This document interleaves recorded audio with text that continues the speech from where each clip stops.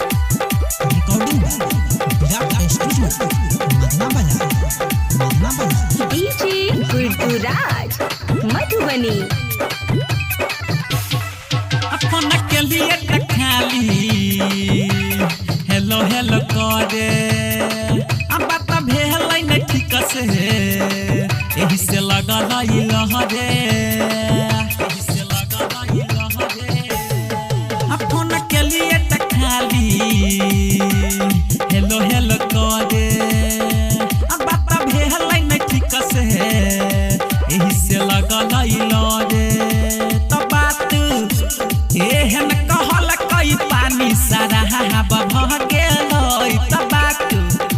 एहन कहल कई पानी सारा बह गेल तो हमारा चाहन के मोबाइल देखी खड़ा बह गेल तो हमारा महल के मोबाइल देखी खड़ा बह गेल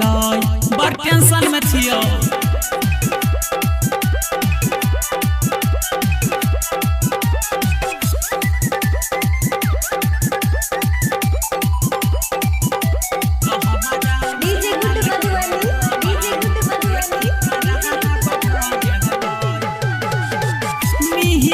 हमारा से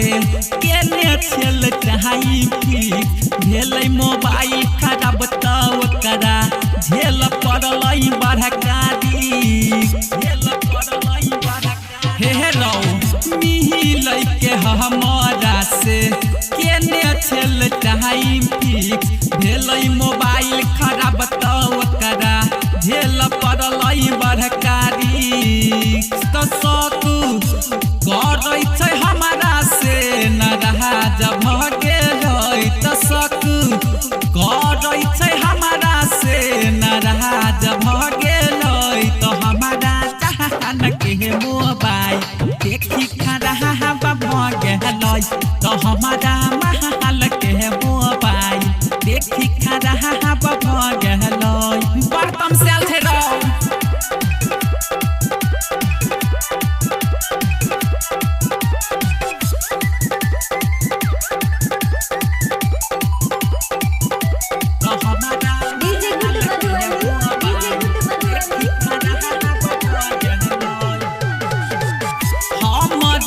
पहिले अबके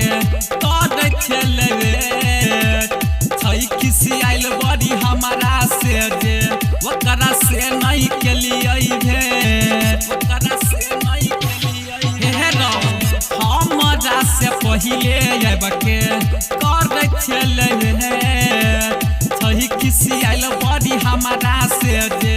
ओकरा से नहीं केलिए भेट त राइटर कमलेश रंजन राज समुद खड़ा पकह गेल तोरा केस पंकज नीरज मुद खड़ा पकह गेल तो हमारा चाहन के मोबाइल देखी खड़ा बह गेल तो हमारा महल के मोबाइल देखी खड़ा